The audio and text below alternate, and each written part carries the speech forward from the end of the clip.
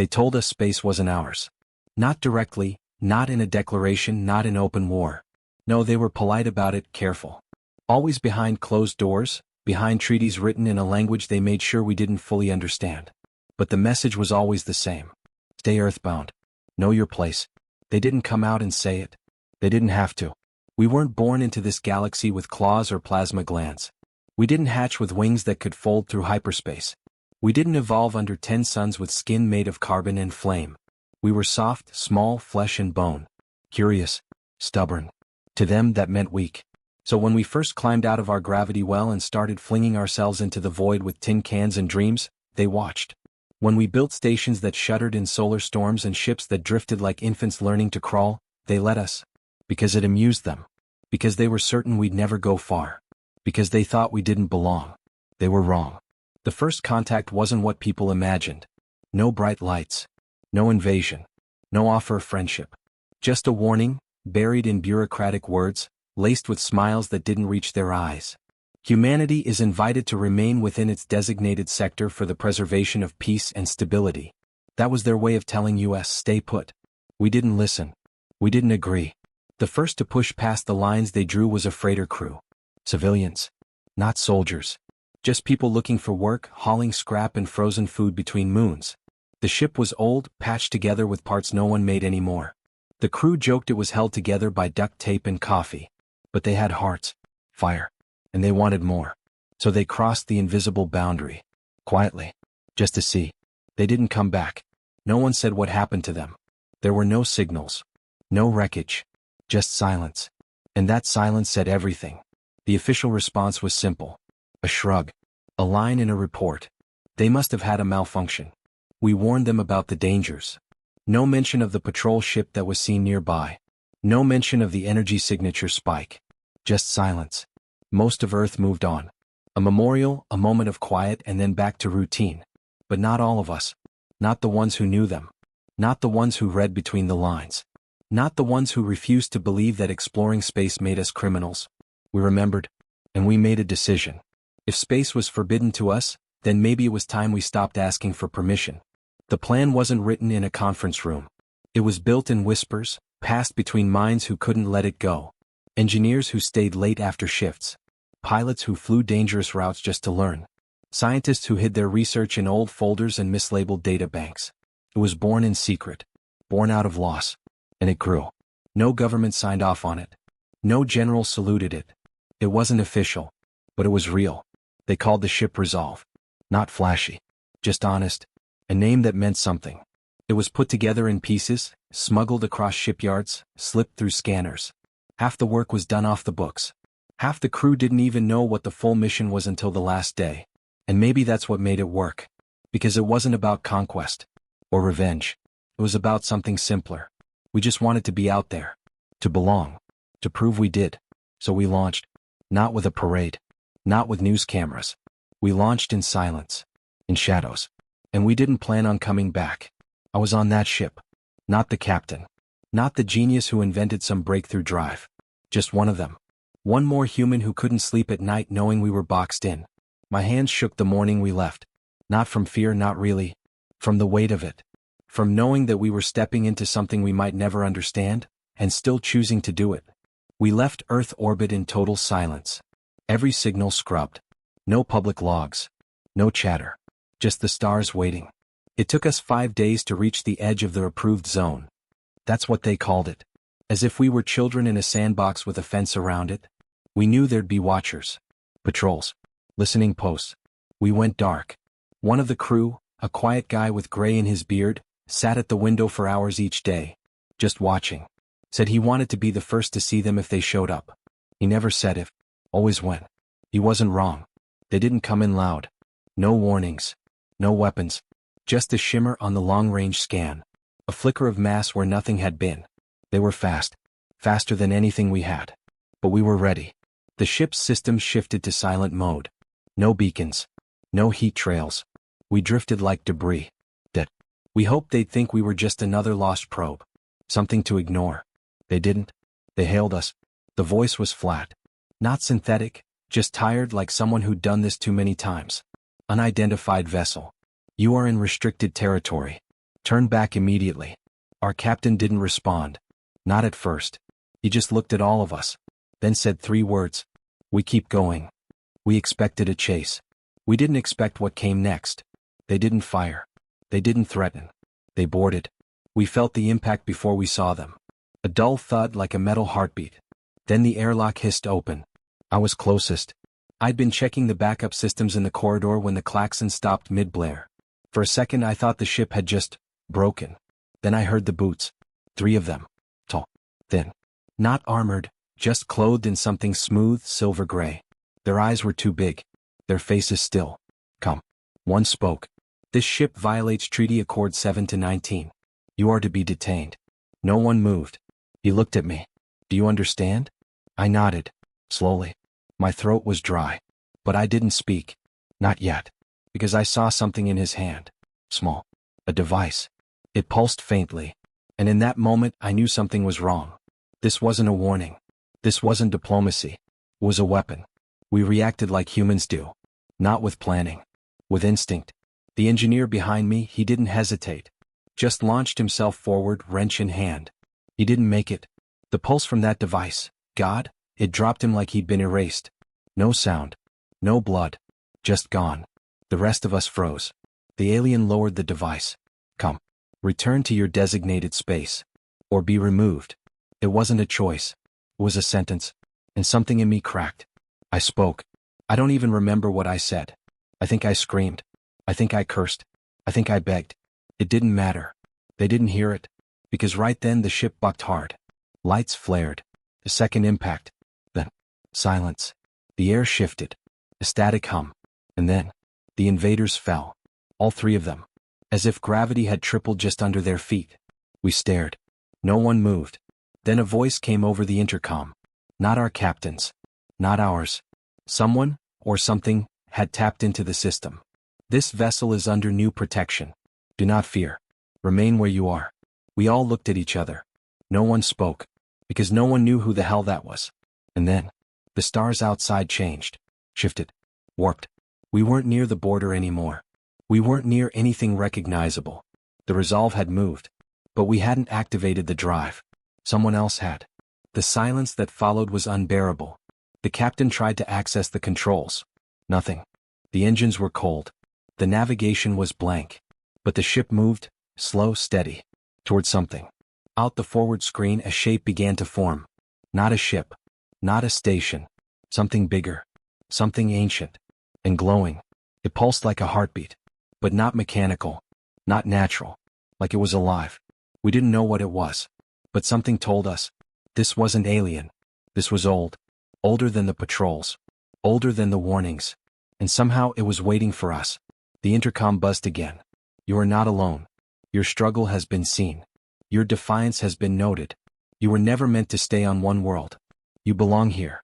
The crew stood frozen. Breath held. Hearts pounding. The captain whispered, "What is this?" The voice answered, "The beginning." And then the stars vanished. The screen went black. Every light in the ship died. And in that perfect silence, we heard a second heartbeat. Not ours. Not the ship's. Something outside. Something big. Getting closer. Then, a knock. 3 slow, deliberate taps against the hull. And that's where it began. Not with war. Not with peace. But with a knock. And the realization that space never hated us. It was just waiting for us to stop asking for permission. Here's the updated continuation of your HFY Sci-Fi story. The pattern matched. Not a coincidence. Not even close. The crew stood in stunned silence around the medical bay, eyes locked on the curling, frost-like ring etched into the young crewman's skin. It hadn't been there the night before. He swore it didn't hurt. Swore he hadn't touched anything. But the pattern pulsed faintly under the surface like it was alive. Like it was sinking. The medic scanned again, slower this time. Heart rate normal. Blood chemistry stable. Neurological activity, elevated. Not dangerously, but enough to raise every red flag in the room. "What is it?" the navigator whispered. The captain didn't answer. He was already pulling up the logs, overlaying the footage of the ripple, freezing it at the moment it surged toward the probe. The waveform bent outward, then recoiled like something testing pressure. The ring on the boy's arm echoed that same curve. "Whatever it is," the captain finally said, it's not just watching. The biologist leaned forward, squinting at the display. It's communicating. The word landed heavy in the room. Are you saying this is contact? The engineer asked.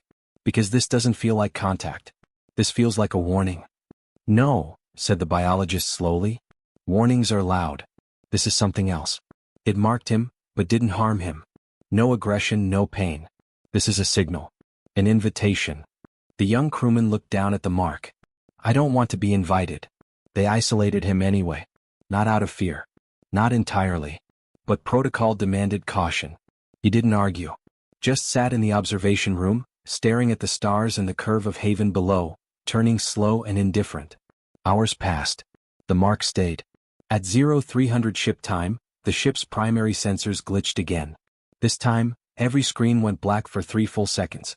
Just long enough to reset every process. Then the message came. Not text. Not sound. Image. It appeared on every display, internal systems, personal devices, even the ship's log, like it had overwritten the ship itself. A symbol. Not the ripple. Not the ring. A tree. Not Earth's. Alien. Sharp branches. Roots that spread into spines. In its center, a second eye. Alive.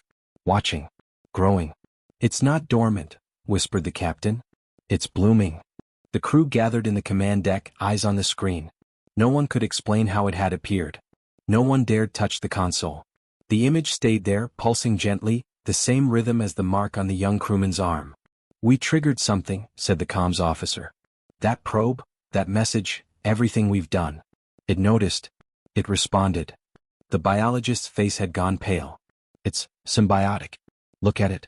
The branches feed into the root system, the eye is the center of nervous function. It's not a plant. It's not an animal. It's a neural network. A biological consciousness. You're saying Haven is alive? The navigator asked. Not just alive, said the biologist. It's aware. And then the image disappeared. All systems returned to normal. And the ripple on the planet began to move again. But this time it didn't just move. It formed. Like something was rising from beneath. The captain snapped into motion. Cut thrusters. Hold geosync orbit. No sudden movements. Why? The engineer asked. The captain didn't look at him. Because we're being observed. And I don't want to flinch first. The ripple grew. 10 kilometers across. Then 20. Then 30. A dome rising from the surface. Impossibly smooth, impossibly silent. It didn't break the trees or the rivers. It grew through them. As if the planet allowed it. As if they were one. The comms officer choked back a breath. That's a structure. That's not terrain. That's something coming to meet us. The crew watched as the dome stopped. Its surface shimmered, then opened, not like a door but like skin parting along a seam. Inside was light. Not bright. Not harsh. Soft. Warm. The kind you'd find in memory. The kind that waits. They didn't speak for a long time. Then the young crewman stepped forward. It wants me to go. Every instinct screamed to stop him. But no one moved. Because deep down they all felt it. He wasn't afraid. Not really. He was curious. And in that moment, the last pieces of humanity's old instincts, the ones that said fear the unknown, flickered. And something else took root. The captain put a hand on the crewman's shoulder. You don't go alone. No, the boy agreed. None of us do. They began the descent. Not armed. Not armored. Just open. Listening. Watching. And below the planet waited, alive, ancient, aware. It hadn't spoken in a voice they could hear. But it had spoken. And now humanity would answer. The drop shuttle vibrated harder than expected as it pierced Haven's atmosphere. No storms. No resistance. Just pressure, like the planet wasn't pushing them away but drawing them in. Inside the shuttle no one spoke. Not out loud. Everyone stared at the dome below. It gleamed in the golden twilight, half wrapped in mist, like something sacred and forgotten. The edges were too perfect. The light inside pulsed slowly, exactly in time with the rhythm of the marked crewman's heartbeat. No one could explain how that was possible. No one tried. The captain kept his hands tight on the restraints, knuckles white. He'd been through war. Real ones. Back when Earth still believed humans had something to prove. But this wasn't war. This was a kind of silence that dug into your bones. A silence you don't survive by being louder than. The crewman with the mark sat by the window, his face pale but calm. Calm in the wrong way, like he knew more than he could say. Not in words. In feeling. As they descended, trees gave way to stone. No roads. No cities. No signs of anything built by hand. Yet the landscape was shaped, curved inwards like a great basin carved by purpose. And at its center, that shimmering dome, now larger than they could take in without turning their heads. The biologist leaned forward. That's not just architecture. That's grown. Like coral. It's alive. The shuttle touched down on something smooth and silver, but it didn't look like metal. It felt soft beneath their boots. Warm. As if the planet itself had made a landing pad just for them. They stepped out one by one. The air was thick with scent, not flowers, not rot, something in between. The kind of smell that comes after a storm, when the world is still deciding if it wants to grow again or give up. The ground pulsed faintly underfoot. And then the dome opened. Not with noise. With invitation. The seam parted, silent and slow, revealing a passage lit by veins of light running along the walls. They weren't white. They weren't any color a human language could name. They changed with your thoughts. Or maybe your fears. The crewman with the mark took a step forward. No one stopped him. The others followed. Inside, the temperature dropped, but not in a harsh way. More like the air remembered a time before fire. The walls pulsed with a kind of heartbeat, and the deeper they walked, the more they felt it in their chests. Like the planet wasn't just watching, it was listening. And it wanted to be heard. The path led them into a vast chamber. No ceiling. No walls. Just space. Stars above, but not stars they knew. No constellations. Just light and movement and something more, a pressure behind the eyes, behind thought itself. Then a voice. But not in sound. Not in words. In understanding. The kind that enters you without permission. You came too soon. The crew staggered. Some gasped. One dropped to a knee, clutching their head. The captain steadied himself, teeth clenched. What are you? Asterisk, we are what remains. What waits. What remembers. Asterisk. The voice, if it could be called that, wasn't angry. It was tired. The marked crewman stepped forward, his eyes wide, shining faintly now. Why me? The answer was slower. You were open. Silence. Then the dome shifted. Not violently. Not with threat. But with urgency. Shapes began to form in the distance. Figures. Tall. Thin. Not entirely solid. Shadows with form. They didn't walk. They moved as if the room moved with them. They stopped at the edge of the light and watched. Not humans. Not hostile. Just waiting. Their memories, the biologist whispered. Preserved, in whatever this is. This whole planet. It's not just alive. Storing things. Lives. Thoughts. A record. One of the shadows stepped forward, and something like a face emerged, half human, half forgotten. A whisper of something lost to time. It looked at the crewman. And it bowed. Then it vanished. The crew backed away. The pressure in the room grew heavier. The lights pulsed faster. The dome trembled, not physically but emotionally, like something holding in grief that was too old to express anymore. We called once before, the voice said. Asterisk, they heard us. They took. Then they vanished. Asterisk. The captain's eyes narrowed. Who? Asterisk, not you. But like you. They answered. They believed they understood. They didn't. They tried to take the route. They fractured the sky. Asterisk. The chamber darkened. The light turned red. The shadows pulled back. One began to dissolve. Screams echoed faintly, not in ears but in minds. The sound of loss. Of things dying that were never meant to. They tried to harvest this place, the biologist breathed. They thought it was a resource. The voice came sharper now. Not all things are meant to be used. A new image surged into view, hovering above them in the open air. A ship. Not theirs. Older. Sleeker. Burnt. Cracked open like a shell. Bodies, thin, gray-skinned, curled in fetal positions. Empty eyes. And then one more image. A hand. Human. Reaching into a mass of roots, pulling. The light shattered. The voice returned, quieter now. Asterisk, you came. You reached. But you did not take. Asterisk. The marked crewman stared at the projection, tears forming. What do you want from us? To choose. And then the floor shifted beneath them. The walls peeled back. And what they saw changed everything. A network. Miles deep. Threads of light weaving through root and stone and memory. And in the center, a core. Beating. Flickering. Weak. Dying. Asterisk, you are not the first. But you may be the last. Asterisk. The captain turned slowly to the others. He didn't need to speak. They all felt it. This wasn't just contact. It was a test. And the planet had been waiting not for a species that could speak or conquer or even understand. It had been waiting for a species that could listen. But not everyone on Earth would see it that way. And Haven knew that, because just then the chamber shook. Not from the dome. From above. A second ship. Entering orbit. Not theirs. Not human. Not friendly. They came not to answer but to finish what others had started. The shadows vanished. The light dimmed. The voice said one last thing. They said you didn't belong in space. The crew braced themselves as the ceiling began to close, sealing them inside the memory of a world that was still alive. Show them they were wrong. Then everything went still. And above them war approached. The dome sealed with a soundless fold, like the planet exhaling. For a moment no one spoke. Inside, the chamber dimmed to a faint pulse that matched the slowing breath of the marked crewman. Above them, distant thunder cracked, not from the sky but from the orbit they had just left. They didn't have to see the second ship to know what it meant. The captain paced slowly, his boots whispering across the warm, breathing floor. That signal we sent when we landed, it wasn't secure. His voice was tight low. They picked it up. And they came fast. The others stood in a loose circle around the core, the network of roots glowing faintly beneath their feet. The biologist touched the wall again, fingers trailing over the light like it was skin. They're not here to talk, are they? No, the captain said. They're here to take. The marked crewman sat cross-legged by the core, eyes half closed. I can still feel it, the memory of it. What they did the first time.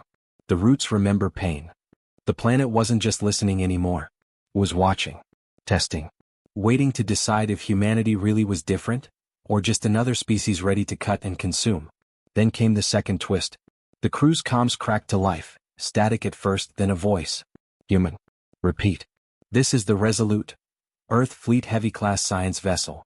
We've tracked your descent and confirm your position. You are not authorized to make contact. Disengage and prepare for retrieval. The captain's blood ran cold. Earth knew. And they were coming. He tapped his earpiece. Resolute, this is Captain Idrin, Independent Exploratory Crew. We made peaceful contact. The site is not hostile. There was a pause. Then another voice, flatter. Not from Resolute. Not military. Corporate. This is Eden Corp's Central Command. You are trespassing in a classified sector. By authority of Contract 7 Gamma, all biological discoveries are proprietary. Hold position until retrieval unit arrives. Use of force authorized. The crew looked at each other. One muttered, they're not here for the knowledge. They're here for the tech. And everyone understood what that meant. They weren't just coming to observe the planet. They were coming to strip it. Just like before. The biologist looked like she was about to cry. They think it's a resource. Like it's not alive. Like it didn't bleed once already. The dome pulsed again, faster, flickering. The pressure in the air grew thick like being underwater. And then, as if hearing every word from the orbiting ship, the voice of Haven returned. Asterisk, they wear your skin. But they are not your kind. Asterisk. The marked crewman stood. He was trembling now, not from fear but something deeper. He walked to the center of the chamber and placed a hand on the core. It glowed, faintly then brighter, wrapping his arm in light. The room began to shift. Shapes emerged from the walls. Figures. Not shadows this time. Projections. Scenes from a long-dead past. Massive towers piercing the sky. Creatures unlike anything born on Earth. Songs sung in a language that didn't need words. And then fire. Ships raining down from orbit. A sky torn open. The dome cracked. The roots cut. Screams. Silence. And then one image lingered longer than the rest. A hand. Human. Lifting something from the roots. A piece of the core. Removing it. And smiling. The core dimmed. The light faltered. And the planet began to mourn again. But this time it wasn't just memory. The roots trembled. The chamber shifted. The ground beneath their feet quivered like it was trying to wake up. Then, without warning, the ceiling split, and the stars above vanished. A massive shadow blotted out the sky. The Resolute had arrived. But it wasn't alone. A second ship followed. Unmarked. No transponder. Black hull. Silent engines. The captain's voice broke into the comms again. Unidentified vessel, this is a restricted contact zone. Identify yourself. No reply. Then the Resolute sent a warning shot, just outside the dome. The air crackled. The planet shuddered. A line of fire traced the sky. Inside the chamber, the core began to pulse erratically. The walls responded with flashes of memory, Faces, voices, languages never spoken aloud. Panic. Desperation. The planet remembered war. And it remembered betrayal. The voice came again, fractured now, like it was being pulled from too many directions. Asterisk, they come to silence. You must choose. Asterisk. The biologist grabbed the captain's arm. We have to stop them. If they fire again? The captain's jaw clenched. We're sealed inside a living memory that could crush us with a thought. And outside is an Earth ship about to fire on something it doesn't understand. And behind them, she said, pointing to the sky, is a ship that doesn't even care what it is. They're worse. The marked crewman turned to face them. It's not about the ships anymore. It's about what Haven decides we are. The voice inside the dome cracked the air like lightning, not loud but final. Not all who look like you are yours. From the wall behind them, a new image appeared. A face. Human. Older. One of the first. Standing beside an alien child, hand on its shoulder. Friendship. The beginning of something different. Then, gunfire. The image shattered. The child fell. The adult screamed. And the dome wept. This wasn't just a test of character. It was a memory of betrayal too deep to forget. Outside, the Resolute began charging its weapons. The unmarked vessel did not wait. It deployed pods, fast, sharp, angular things that dove through the atmosphere like blades. One landed just outside the dome. The ground buckled. Inside, the lights dimmed. A final whisper came from the core. If they cut again, we cannot grow. The tension was unbearable now. One wrong move, one shot, and the entire memory, this sentient, ancient being, would collapse. The dome could defend itself. Everyone felt that. But it didn't want to. Not yet. It was still hoping. Still trusting. Barely. The captain pulled the crew close. We stop them. Or everything dies. The marked crewman stepped forward, face pale, glowing softly now. If I go to the pod, if I let it see me, maybe it hesitates. That's suicide, the biologist said. It's not, he replied. Not if Haven knows we're different. He turned to the core. He didn't speak. He just felt. And the roots answered. A panel opened. A path. A choice. The others looked at each other, no one ready but no one backing down. Then the captain took a breath. Let's show them. Outside, the unmarked pod opened, hissing steam. Inside it, something stepped out. Tall. Armored. Human-made. But not human. A machine built to extract, not ask. It turned toward the dome. And began to walk. The chamber pulsed a final time. And Haven prepared to remember again. The moment the armored machine stepped from the pod, the wind shifted across the plain. Not just air moving, something deeper. Like the planet itself inhaled sharply, its breath drawn in warning. The machine turned toward the dome with precision, no hesitation. It had no fear. It had no soul. And that made it dangerous. The captain stood by the exit, his hand hovering over the sensor that would open the path Haven had offered. He glanced at the others, his voice tight. We go together. If we split now, we lose everything. They moved as one, stepping into the tunnel of roots and light. The planet made way for them, guiding them toward the surface. Every step closer to the outside, the pressure grew heavier, like the weight of history pressing down. The marked crewman led. The bioluminescent lines across his skin pulsed in time with the root lights. He wasn't just connected now, he was part of Haven. Maybe not fully, but enough.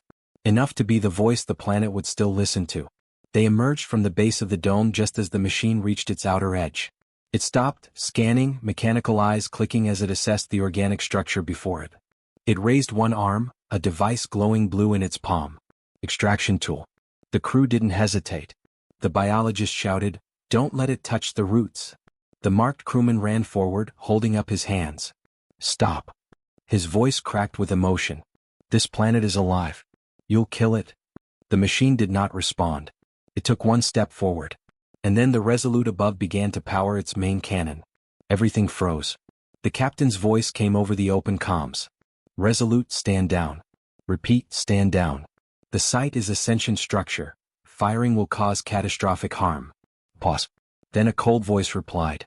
"Captain Idrin, you are relieved of command. Extraction is priority 1. They were going to fire anyway. But before the cannon could ignite, the sky above fractured. Not with light. Not with fire. With memory. The roots of Haven reached up, not physically but in projection. A massive pulse of memory broadcast into orbit.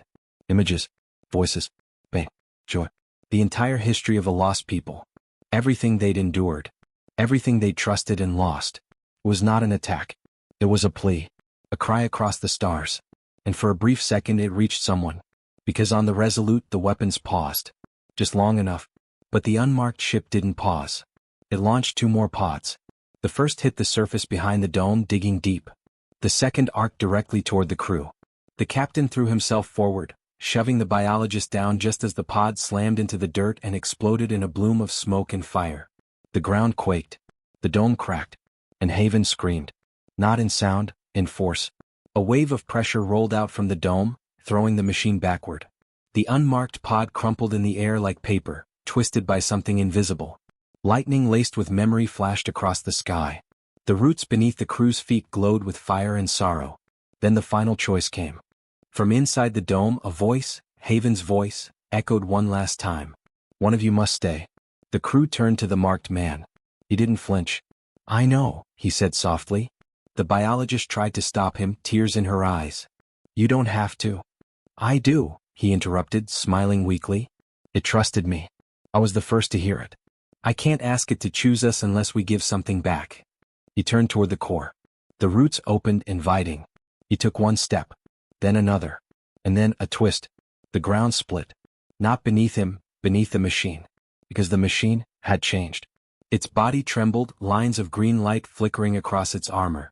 It stopped moving. Then it spoke. Not with its voice. With his. The marked crewman. Both voices overlapped. And Haven whispered, we divided the memory, to test you both. The machine dropped to its knees.